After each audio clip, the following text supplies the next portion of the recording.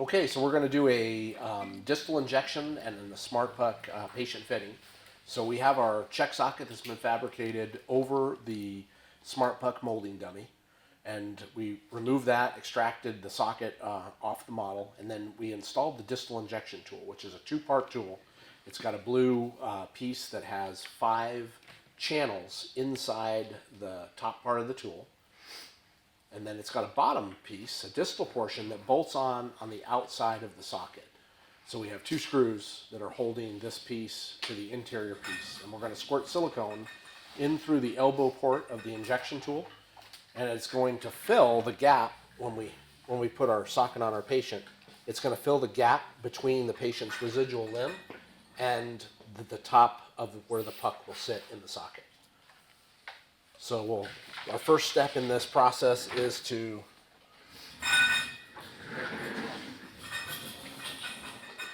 test fit our socket.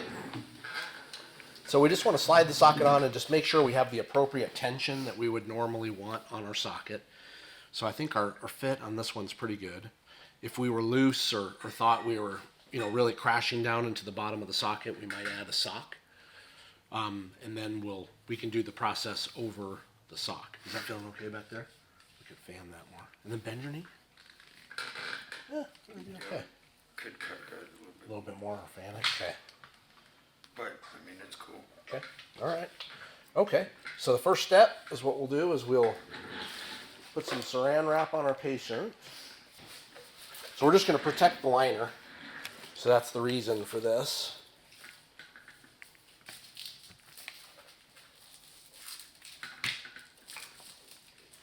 And the top portion doesn't really matter, but the bottom obviously does.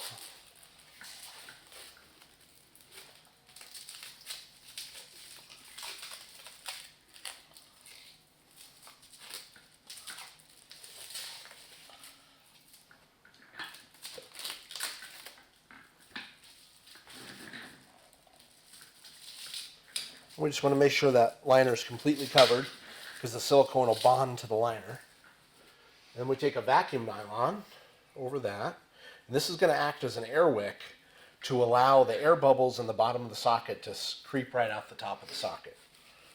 So we'll take our vacuum nylon. And I try to take the seam and run the seam anterior to posterior.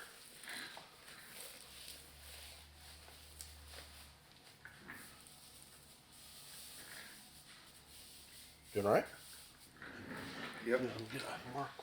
So on our seam, the seam goes anterior posterior, and we're going to put a reference mark. So this nylon is going to get embedded in our silicone distal pad. So we just want to have a reference line that will be permanently in the pad, just so the patient would know if the pad came out of the socket, which way to orient it. So we'll put an anterior mark, and that's where that will sit in the socket.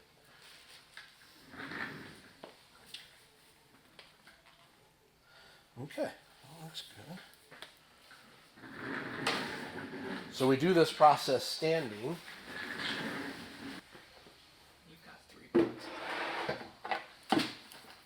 So we want to have our patient pretty much 50-50 weight with the hips level. So just that we're going to get a nicely contoured distal pad. So, approximately 50% of the patient's weight on the prosthetic side. The prosthetic, if we did our alignment that plate should be pretty much flat on the ground. If it's not, we can use thicker pads, but there are holes in the bottom of the tool that will allow silicone to come out. So I'll try to have you keep the square on it. So about like that, yeah. Okay. Cool. So if we're doing this with a clear socket, it's a piece of cake. If we're doing it in a solid or opaque socket, you got to feel the tension of the silicone to see if you're jacking the patient up and out, because you can hydraulically lift them right out. So this is just EcoFlex 5. It's a fast set silicone, 45 minute pot life if this is at the right temperature. If it's cold, it'll take longer. And it's a 5-minute demold. So we just break off the end, put the applicator tip on, and then you go ahead and stand up straight, John. Yeah, just like that, nice and natural.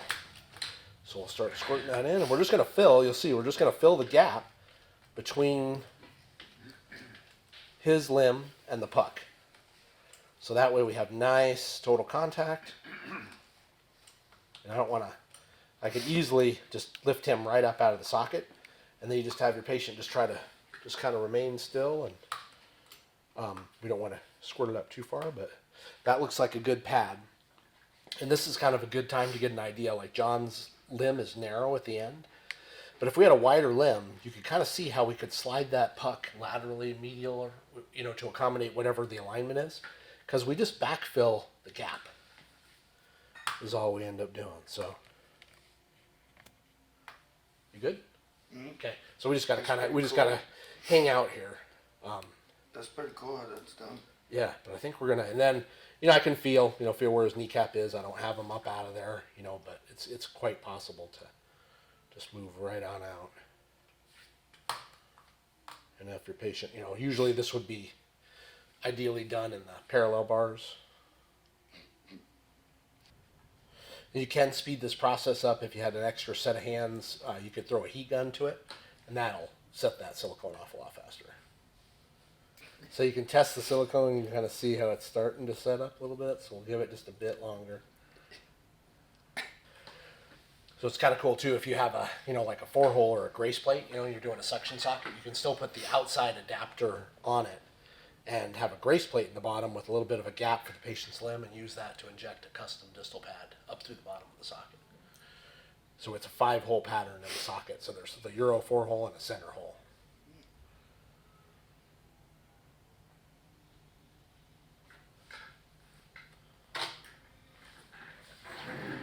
Just hang tight just for a little bit longer. Then I can put a matching reference line here.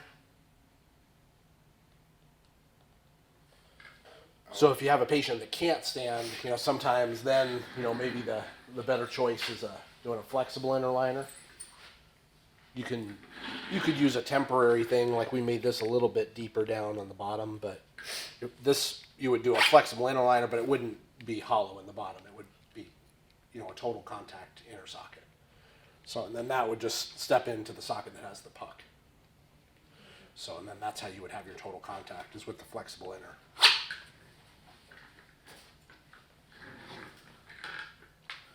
Okay, brother. You can go ahead and sit down.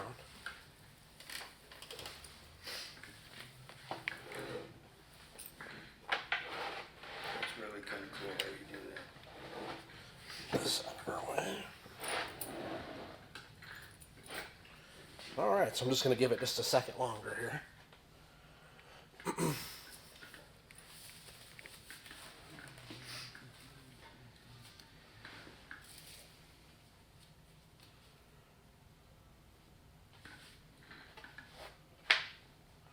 And we're pretty much done, so I think it's safe to pull it off.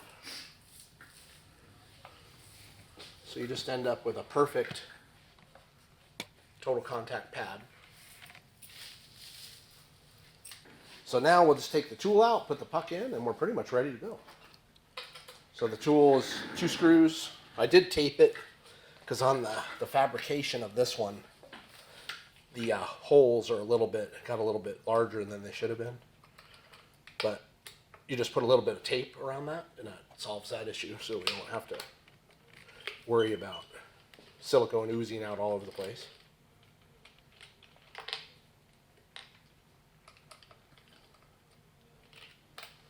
We'll kind of save our screws.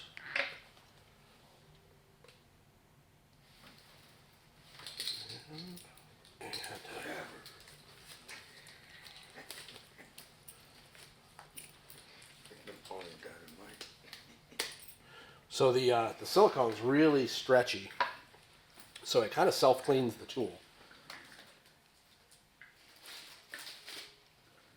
So we'll pull our distal pad out. The other way we can do it is when we pop our tool out, we do it the same way we do a SmartPuck. So we screw long screws in there. In the bottom, the distal tool only has it's only got 2 threaded holes. These 2 holes are not threaded. So we'll put this in. And then we put the socket on the ground and then just push. And that unseats the tool. And that's the same with the SmartPuck. If you're going to remove the product, you would just use long screws and push it right out.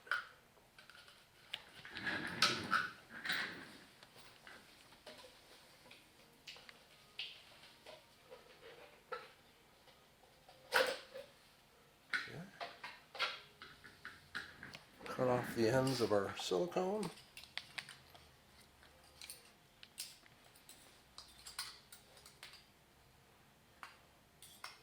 Disassembling the pad from the tool, we just pull it out and it'll self-clean the tool. Wow. So then, now we're good to go with the tool again. Now we just have to give the distal pad a haircut.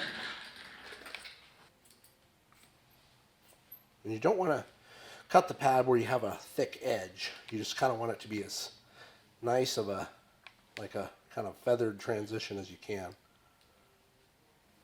And it depends on the liner too. So thinner gel liners, you're going to feel more. If you have a thicker silicone, you wouldn't feel maybe the edge as much if you did have an edge.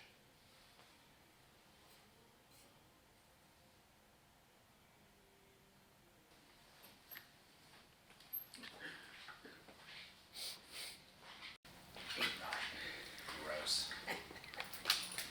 Clean all the airways, all the stuff that's gonna come out of there. Okay, so normally what we do is we take on this pad, so we've cleaned up the pad, but we do need a center hole in the pad. There's a little mark where that is.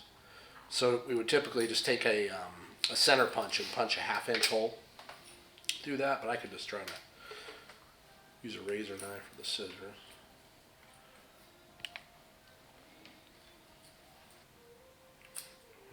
I don't know, I like it. I don't know. Okay, so we just need a center hole punched in the distal pad, otherwise the puck is unable to draw vacuum. Next step is to install the micro filter disc. So that has a smooth side and a fuzzy side. The fuzzy side goes down on top of the puck, and that's really our main filter for the system. That catches all the sweat, minerals, all the junk that would normally get sucked right into the puck intake. So if we keep that pad clean, the system will run, for a long time, real well. So now we're going to put our distal pad in, and I just have a little mark on the front of the socket. So I'm just going to try to get this pad to lay in flat, and I'll align it with that line. Doesn't have to be exact, but I basically end up with just a nice, soft, squishy distal end.